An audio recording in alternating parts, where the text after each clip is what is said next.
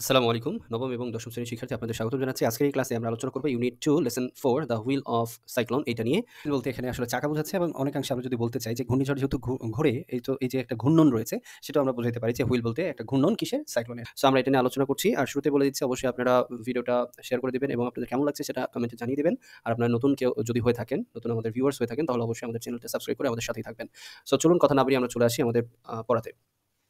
So এখানে এ number activities বলব না, আসলে এ নাম্বার থেকে শুরু করছে আর কি। Read the following excerpts from Amitav Ghosh's the great derangement and answer the questions. Okay, so এইখান থেকে বলেছে যে এই উদ্ধৃতাংশ, ঠিক আছে? এক্সার্পট বলতে বোঝাচ্ছে এখানে উদ্ধৃতাংশ।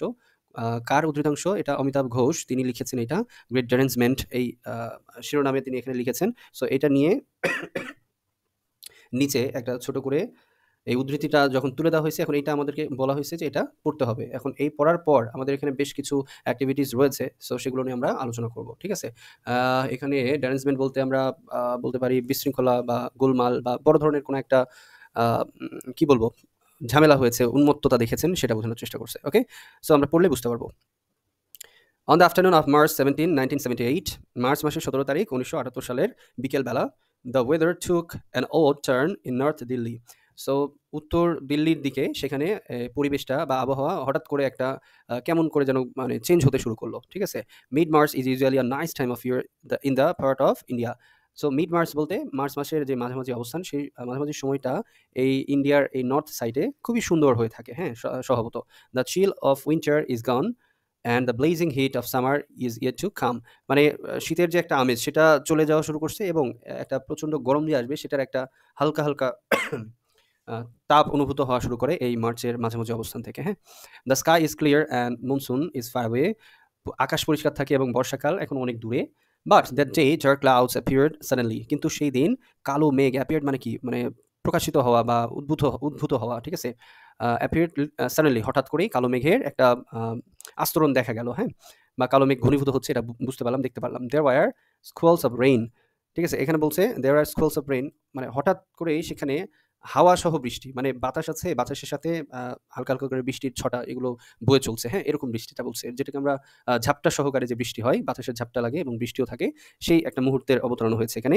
দেন followed an even bigger surprise a hailstorm. তারপরে একটু পরেই বড় ধরনের একটা চমৎকার কোনো একটা বিষয় ছিল বা মানে অবাক হওয়ার মতো বিষয় ছিল। সেটা কি? হেলস্টর্ম মানে হলো শিলাবৃষ্টি। ওকে, একটু পরেই শিলাবৃষ্টি শুরু হলো এই হালকা বায়ুসহ যে বৃষ্টি হচ্ছিল তারপরেই। I was then studying for an MA at Delhi University while also working as a part-time journalist. So যখনকার ঘটনা এটা, তখন এই উনার নাম হচ্ছে অমিতাভ ঘোষ। তিনি দিল্লির একটা ইউনিভার্সিটিতে মাস্টার্সে পড়াশোনা করছিলেন। অ্যান্ড পাশাপাশি তিনি একটা আ মানে পার্ট টাইম বলতে আমরা বলব খণ্ডকালীন একটা চাকরি করতেন। কি হিসেবে? জার্নালিস্ট। জার্নালিস্ট বলতে এখানে আমরা সংবাদকর্মী বলতে পারি। হ্যাঁ? এই হিসেবে তিনি ওখানে কাজ করতেন। তো সংবাদকর্মী বলব অথবা সাংবাদিক বলব।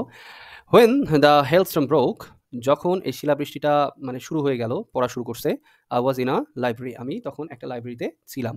I had planned to stay late. আমি ধারণা করছিলাম বা আমি একটা বুদ্ধি করছিলাম, চিন্তা করছিলাম যে এখানে আমি আরো বেশ কিছুক্ষণ থাকবো। But the unusual weather led to a change of mind. কিন্তু এই যে মানে যেটা কেমন ধরনের একটু অন্য রকমের যে আবহাওয়ার যে পরিবর্তনটা, এইটা আমার মন মানসিকতাটা চেঞ্জ করলো বা আমার এই ডিসিশনটাকে চেঞ্জ করে ফেলতেছে। And I decided to leave. এবং তখন আমি চিন্তা করলাম বা সিদ্ধান্ত নিলাম আমি এখান থেকে চলে যাবো, এখানে আর থাকবো না বেশিক্ষণ। I was on my way back to my room when, আমি আমার রুমের দিকেই যাচ্ছিলাম। তখন on an impulse বলতে এখানে বলছে হঠাৎ করেই। হ্যাঁ, হঠাৎ করে একটা ডিসিশন নেওয়া, আবেগের বশে আমি একটা তিনি একটা ডিসিশন নিলেন। I changed direction and dropped in on a friend. আমি আমার রুমে যাওয়ার রাস্তাটা দিকে না যেয়ে রাস্তাটা চেঞ্জ করে অন্যদিকে গেলাম এবং সেই রাস্তাটা কই যায়? আমার বন্ধুর বাসায়। সো দিয়ে উনি তার বন্ধুর বাসায় গেলেন, অমিতাভ ঘোষ। হ্যাঁ?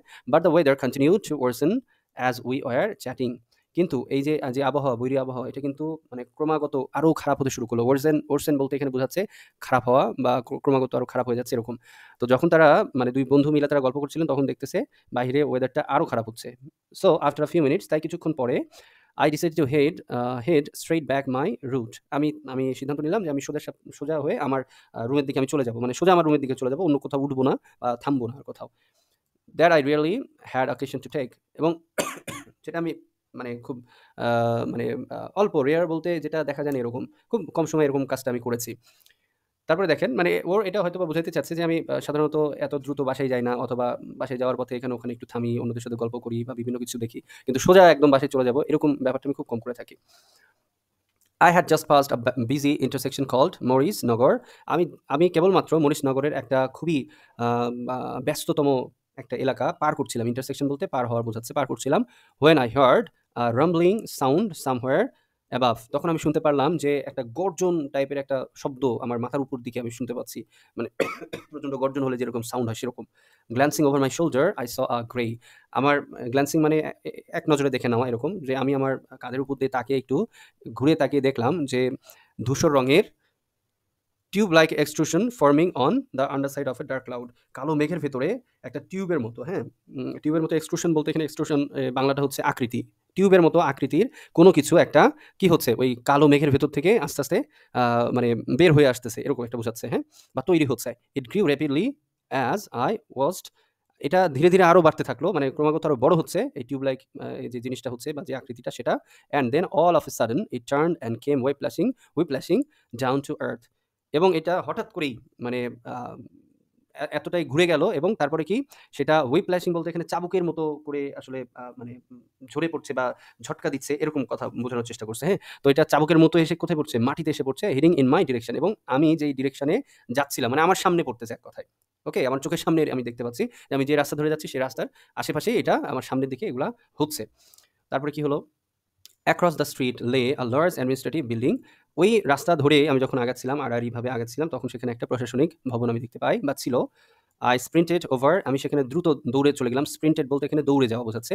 And headed toward what seem to be an entrance, এবং আমি এমন একটা গলির কাছাকাছি আসলাম যেটা দেখতে অনেকটা মনে হচ্ছে যে এটা ভেতরে প্রবেশ করা যায় বা প্রবেশদ্বার। এন্ট্রান্স বলতে প্রবেশদ্বার বোঝাচ্ছে।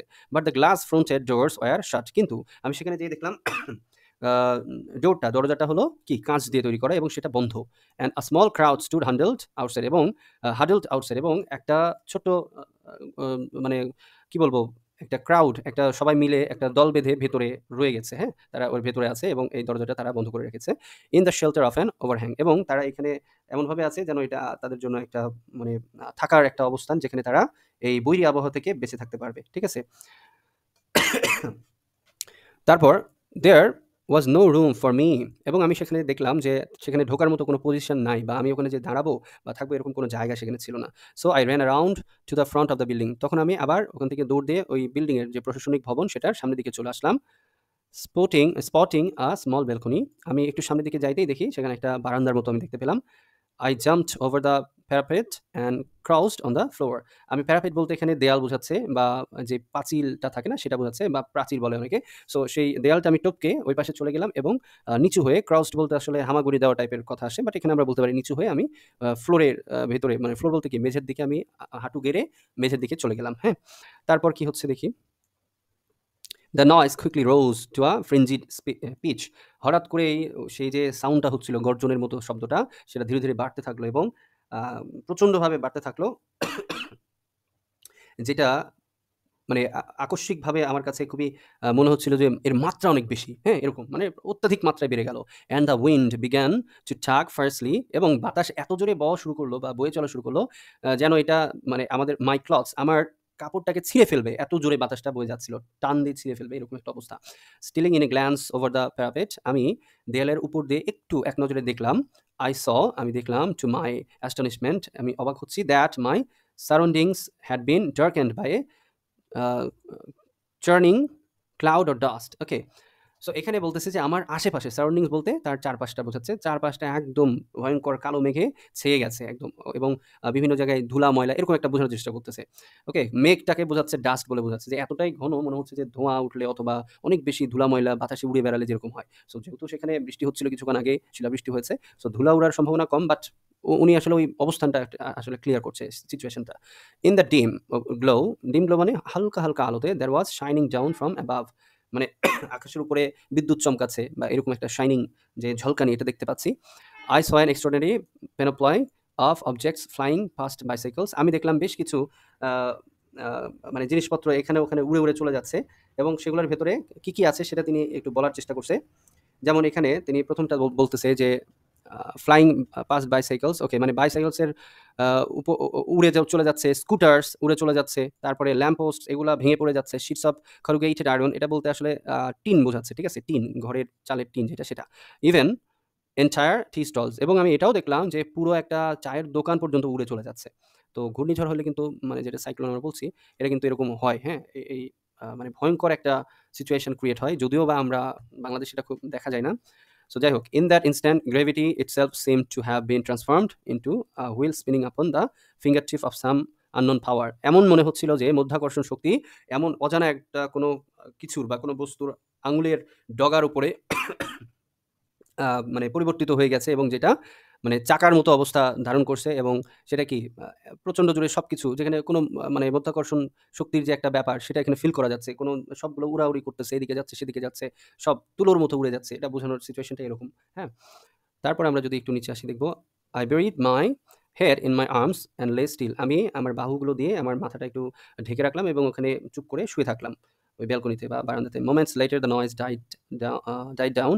কিছুক্ষণ পর আস্তে, আস্তে শব্দটা থেমে গেল and was replaced by an eerie silence, এবং একদম নিস্তব্ধ হয়ে গেল। eerie silence বলতে আসলে প্রচণ্ড রকম শান্ত, অথবা বলা যায় ভৌতিক স্তব্ধতা, হ্যাঁ? When at last I climbed out of the balcony, তারপরে আমি ব্যালকনিতে উঠলাম, আসলে মানে ব্যালকনিতে দাঁড়াইলাম এটা বোঝাচ্ছে। I was confronted by a scene of devastation such as I had never before beheld. এবং আমি যখন দাঁড়ালাম বা ব্যালকনি থেকে একটু উপরের দিকে আসলাম, আমি দেখলাম একটা ধ্বংসস্তূপ, যেটা আমি কখনো দেখি নাই। আমার চোখের সামনে সবকিছু ভেঙে চুরে তছনছ হয়ে আছে। বাসেস লে ওভারটার্ন, বাস একদম পড়ে আছে, শুয়ে পড়ে গেছে একদম ভেঙে চুরে। Scooter sat perched on tree tops, মানে গাছ, স্কুটারগুলো গাছের ডালে ঝুলে আছে বা বসে আছে এরকম বোঝাচ্ছে। Walls had been ripped out of buildings, ওয়ালসগুলো ভেঙে ভেঙে পড়ে গেছে এটা বোঝাচ্ছে। Exposing interiors in which ceiling fans had been twisted into tulip like spirals, এবং ফ্যানগুলো যেমন একদমই মানে ফ্যানের পাখাগুলো বাঁকা হয়ে গেছে। একদম ধ্বংসস্তূপ বলতে যেটা বোঝায়, ঘরের দেয়াল ভেঙে গেছে, ফ্যানগুলো ভেঙে গেছে, সিলিংটা নষ্ট হয়ে গেছে, হ্যাঁ? The place where I had first thought to take shelter, এবং আমি প্রথমে যেখানে ভেবেছিলাম যে আমি একটু আশ্রয় নিব, ওই যে যেটা কাঁচের দরজা লাগানো সেটার কথা বলছে। The glass fronted doorway had been reduced to a jumble of jagged debris, এবং সেটা ভেঙে চুরে বিভিন্ন জায়গায় মানে পড়ে আছে, ছড়িয়ে ছিটিয়ে পড়ে আছে, হ্যাঁ, ওই কাঁচের টুকরোগুলো। The panes had shattered and many people had been wounded by the shards, এবং এই মানে বিভিন্ন ছড়ানো ছিটানো এই কাঁচগুলোর মাধ্যমে সবগুলোতে একদম ধ্বংসস্তূপ হয়ে গেছে, প্লাস অনেক লোক এখানে আহতও হয়েছেন, হ্যাঁ? তারপরে আমরা বলতে পারি, I realised that I too would have been among the injured had I remained there, আমিও একজন হতে পারতাম তাদের মধ্যে যারা আহত হয়েছে, যদি আমি সেখানে থাকতাম। I walked away in a days, আমি সামনের দিকে মানে হতবাক হয়ে সামনের দিকে আমি চলে যাচ্ছি। আমি কি দেখছি, মানে একদমই একটা অন্যরকম অবস্থা। কি দেখছি চোখের সামনে, এই ভালো ছিল সবকিছু, সব এখন ধ্বংসস্তূপ। এজন্য তিনি ভাষা হারিয়ে ফেলেছেন এমনটা বোঝাচ্ছে। Long afterward, I am not sure exactly when or where I haunted down the Times of India's New Delhi edition of March 18, I still have the photocopies I made of it. এবং অনেকদিন পর আমি মানে সঠিকভাবে বলতে পারছি না যে কোথায় আমি এটা, এই যে টাইমস অফ ইন্ডিয়ান ইন্ডিয়া, এই একটা এটা সংবাদপত্র আমি বলবো, এই এডিশনটা আমি মার্চ 18 এটা পেয়েছিলাম। I still have the photocopies I made of it, এবং আমি এটার একটা ফটোকপি রেখে দিয়েছি। 30 dead says the banner headline, এবং ওই পত্রিকার ব্যানারে লেখা ছিল 30 জন মারা গিয়েছেন, 700 hurt as cyclone hits north Delhi, এবং উত্তর দিল্লিতে যে এই ঘূর্ণিঝড়টা অ্যাটাক আসছিল, তাতে 700 জন আসলে হইছে, মানে আহত হয়েছে, এটা বোঝানোর চেষ্টা করছে। ওকে? অ্যাব্রিজড বলতে বোঝায় সংক্ষেপণ বা সংক্ষিপ্ত একটা রূপ। এটা আরো বড় হয়তোবা, সেখান থেকে সংক্ষিপ্ত একটা অংশ তুলে দিয়েছে আমাদেরকে পড়ার জন্য। আশা করি এটা বুঝতে পেরেছেন। আমি আমার মতো করে বোঝানোর চেষ্টা করছি। মানে এক্সাক্ট সবকিছুই যে ধরে, ধরে যেটাই বাংলা সেটা এরকম না। আমি আমার মতো করে চেষ্টা করছি। আশা করি আপনারা বুঝতে পেরেছেন। এবার আমরা চলে আসি, এই যে এটা হচ্ছে অ্যাকচুয়ালি যে A নাম্বার অ্যাক্টিভিটিস, এখানে 5 টা কোয়েশ্চেনস রয়েছে। এগুলো আমরা এখন দেখব। এটা আমি অন্য জায়গায় করে রাখছি আপনাদের জন্য। এই যে, হ্যাঁ? এটাকে স্কিপ করে দিয়ে একটু বড় করে দিই।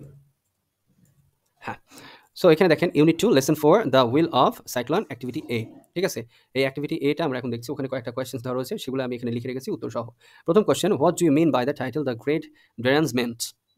হ্যাঁ, এই যে মানে যে মানে একটা ধ্বংসাত্মক যে একটা ব্যাপার ঘটে গেল, এটা সম্পর্কে আমি ওখানে জিজ্ঞেস করছে যে আমরা কি বোঝাচ্ছি এটাকে, যে উন্মত্ততা, যে একটা বিশৃঙ্খল অবস্থা দেখা গেল বৃহৎ আকারের, এটা সম্পর্কে আসলে কি বলি, এটাকে, এটা কি, এটা সম্পর্কে একটা সংজ্ঞায়ন করতে বলেছে। তো আমরা উত্তরে লিখেছি, দেখেন, the title the great derangement means that are destructive effects of climate change and ultimate organisation weather. হ্যাঁ, তারপর পরবর্তী যে অংশটা আছে দেখেন, what reasons are there for our environment to be deranged. আমাদের এই যে বিশৃঙ্খল আবহাওয়া তৈরি হয়, এটার মানে কি কি কারণ থাকতে পারে? অনেকগুলো কারণ থাকতে পারে, এতগুলো লিখতে মানে না লিখলেও চলবে আর কি। আমি ছোট করে লিখেছি দেখেন, there are several reasons for our environment to be changed, like যেমন এই এনভায়রনমেন্টে যে চেঞ্জটা হয় বা ডিরেঞ্জড হয়ে যাচ্ছে, সেটা বোঝাচ্ছে বিশৃঙ্খল হয়ে যাচ্ছে। এর কারণগুলো বলছি, deforestation, unplanned industrialisation, climate change, global warming, etcetera. ঠিক আছে, আমাদের গাছ বা বন উজাড় করা, তারপরে শিল্পায়ন, যেটা মানে অপরিকল্পিত শিল্পায়ন, জলবায়ুর পরিবর্তন, তারপরে বৈশ্বিক উষ্ণতার বৃদ্ধি, যেটা হ্যাঁ এটা, এসব কিছু কিন্তু এটার জন্য দায়ী। তারপরে আমরা 2 নাম্বার কোয়েশ্চেনে যদি আসি, describe the weather of 17th March 1978 in your own ওয়ার্ডস। আপনার নিজের মতো করে এই 1978 সালের 17ই মার্চে যে ঘটনাটা ঘটে গেছে, যেটা আমরা পড়লাম আর কি, সেটা বর্ণনা করতে বলছে। সো খুব বেশি বর্ণনা করা যাবে, বাট আমি 2 লাইন দিয়েছি, এটা দিলেও চলবে। The weather of 17th March 1978 was very destructive. এটা ছিল খুবই বিধ্বংসী। There was hailstorm and cyclone outside and those pulled down the infrastructure. Okay, এখানে স্ট্রাকচারস দিলে আরো ভালো হয়। বিভিন্ন ধরনের যে অবকাঠামোগুলো রয়েছিল সেগুলো সব ভেঙে ফেলেছিল। হ্যাঁ, আশা করি বুঝতে পেরেছেন। আপনি চাইলে আরো 2-3টা লাইন লাগাই দিতে পারেন, কোনো অসুবিধা নাই। আচ্ছা, এবারে আমরা 3 নাম্বার কোয়েশ্চেনে আসি। What job did the author do while studying in Delhi. যখন দিল্লিতে এই লেখক মানে অমিতাভ ঘোষ আর কি তিনি ছিলেন, তখন তিনি কি জব করতেন? তো আমরা এটা জানি, the author work as part time journalist while studying in Delhi. তিনি যখন দিল্লিতে পড়াশোনা করতেন, তিনি একটা খণ্ডকালীন সাংবাদিক হিসেবে কাজ করতেন। ওকে,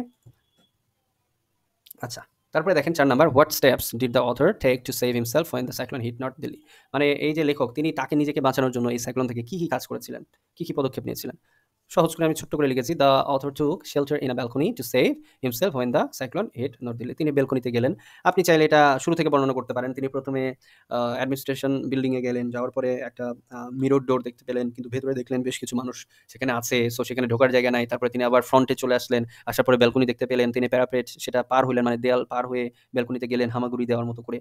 দেন এভাবে তিনি একটা শেল্টারে পৌঁছালেন। এটা আমি বলতে পারি, বাট আমি এখানে ছোট্ট করে দিয়েছি। ওকে, 5 নাম্বারটাতে যদি আমরা আসি, did you ever see any natural calamity around you. তুমি কি তোমার আশপাশে এরকম কোনো প্রাকৃতিক যে দুর্যোগ সেটা দেখেছো? Describe what you saw in your own words. যদি দেখে থাকো তাহলে সেটা কি একটু ডিসক্রাইব করো। সো আমি এখানে দিয়েছি দেখেন, yes there was a flood in 2024। আমাদের 2024 সালের এই আগস্টের দিকে একটা বড় ধরনের যে ফ্লাডগুলো হয়েছে, হ্যাঁ, আগস্ট বলবো না তো, এটা আসলে আরো আগে হয়েছে। সো এক কথায় 2024 সালে যে বন্যা, হ্যাঁ, ভয়াবহ বন্যা হলো, সবাই বিভিন্নভাবে ত্রাণ সহায়তা করলো, দেখেছেন আপনারাও। তো সেটা নিয়ে একটু বলেছি, I saw flooding northeast, southeast and east side of Bangladesh due to the heavy rainfall and upstream runoff. People lost their houses and household belongings.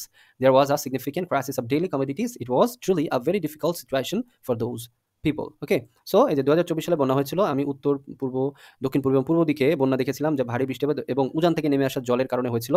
মানে ভারত থেকে যে পানিটা আসছিল, মানুষদের ঘরবাড়ি গৃহস্থলী সামগ্রী হারিয়েছিল, দৈনন্দিন পণ্যের সংকট ছিল যথেষ্ট। এটি সত্যি তাদের জন্য খুব কঠিন একটি পরিস্থিতি ছিল। ওকে, ডান।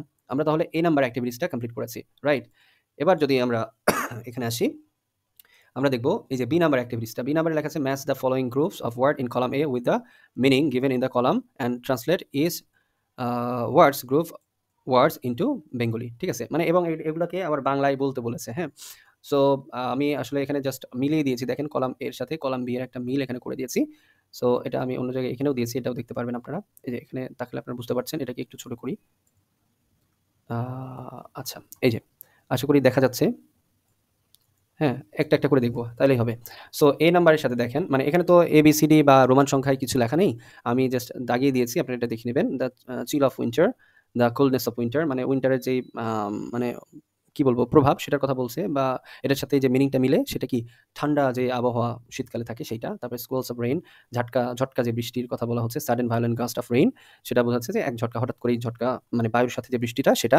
ব্লেজিং হিট অফ সামার, মানে গ্রীষ্মকালের যে প্রচণ্ড গরম সেটার একটা তাপ, এটার সাথে মিলতেছে দেখেন, ট্রিমেন্ডাস হিট অফ সামার, প্রচুর পরিমাণে বা মানে অনেক বেশি যে একটা হিট থাকে, তাপ থাকে, সেটার কথা এখানে বলা হয়েছে। ঠিক আছে, বা অসাধারণ যে একটা তাপ থাকে সেটার কথা বলা হয়েছে।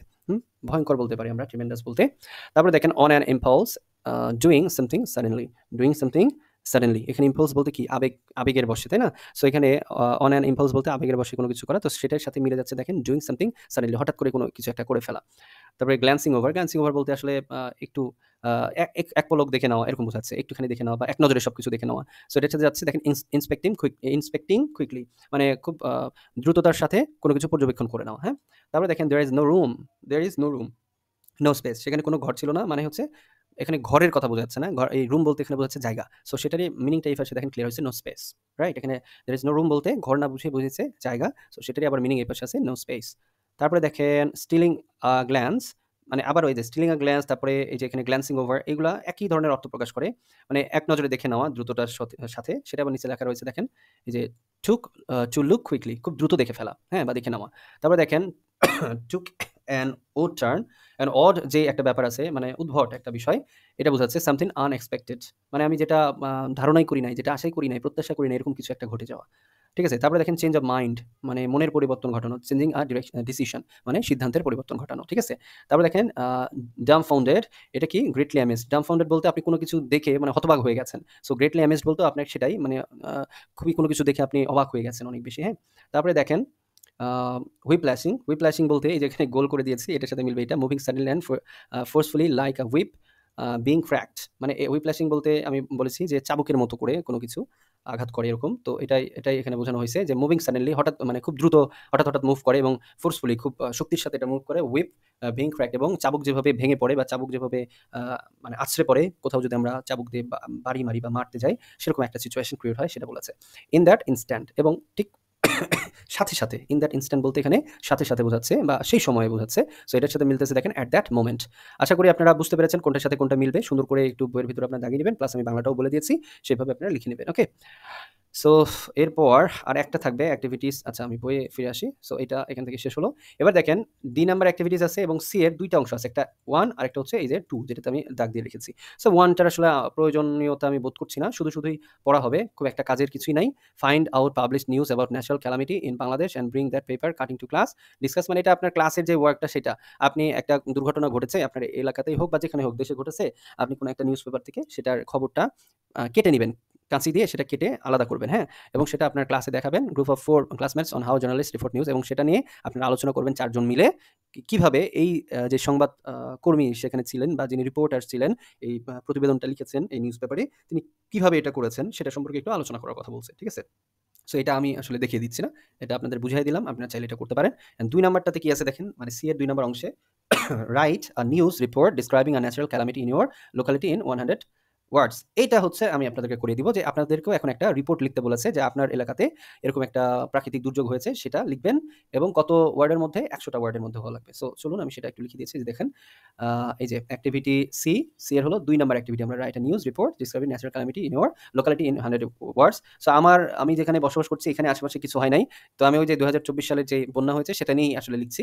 দেখেন আমি টাইটেল দিয়েছি প্রথমেই, a massive flood hits north east, south east and east side of Bangladesh. এটা হচ্ছে আমাদের টাইটেল। এরপরে আমি এখানে লিখে দিয়েছি দেখেন ছোট্ট করে 100 ওয়ার্ডস এর মধ্যে, a massive flood has struck north east, south east and east Bangladesh due to heavy rainfall and upstream runoff. Streets have turned into rivers, submerging homes, shops, and schools. Emergency services are working tirelessly to rescue trapped residents, while power outages add to the chaos. Okay, তারপর দেখেন authorities urge people to move higher ground and follow safety instructions.